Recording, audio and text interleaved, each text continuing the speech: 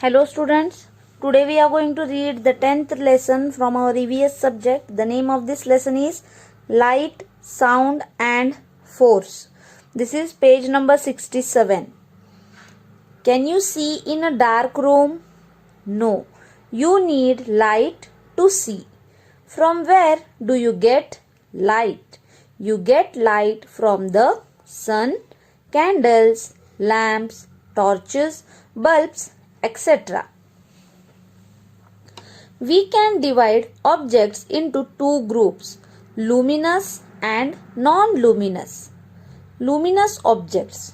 Objects that give us light are called luminous objects. Bulb, candle, torch, etc. are luminous objects. Non-luminous objects. Objects that do not give us light are called non-luminous objects. Pencil, book, table, chair, etc. are non-luminous objects. We can see non-luminous objects when light falls on them. The sun is the main source of heat and light on the earth. It is a natural luminous object. Shadow. Light a torch on a table. Now place a book between the torch and the table. What do you notice? A dark patch appears on the table behind the book. This is the shadow of the book. Page number 68. Shadows are formed when an object blocks or stops the path of light. Some things like glass do not form shadow because they let the light pass through them. You can see your shadow on the ground when you stand under the sun. A shadow is always formed on the opposite side of the light.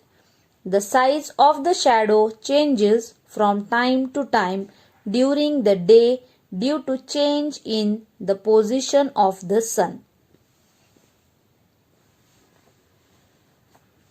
In the morning, the shadow is long. In the noon, the shadow is short. In the evening, the shadow is long. The shade of a tree is actually its shadow. Page number 69. Sound. In our daily life, we hear different types of sounds. The ringing of phone, the honking of horns, the chirping of birds, etc. are different types of sounds. Some sounds are soft while some are loud. Some are pleasant and some are unpleasant. We like soft and pleasant sound. We do not like loud and unpleasant sound. Noise. Sound that is loud and unpleasant is called noise. Too much of noise is bad for our health. It harms our ears and can make us deaf. If we reduce noise by the following ways, we can reduce noise by the following ways. Speaking softly, always playing TV and music system in a low voice. The next is force.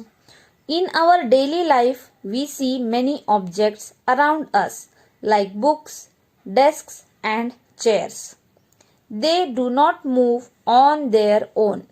We need to push or pull them to move. A push or a pull applied on an object is called force. Page number 70. Effects of force. Force can move an object at rest.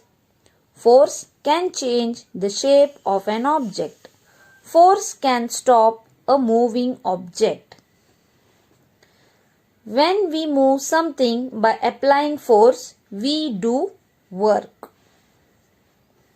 The next point is friction. Roll a ball on the floor. After some time, it slows down and finally stops. Why does the ball stop? The ball stops due to friction. Friction is a special force that slows down the movement of an object. To move, push or pull an object, we have to apply force greater than the force of friction. If there is no friction, then the ball will keep on rolling. Friction is more on a rough surface in comparison to a smooth surface. Friction prevents us from slipping on a surface and thus helps us to move.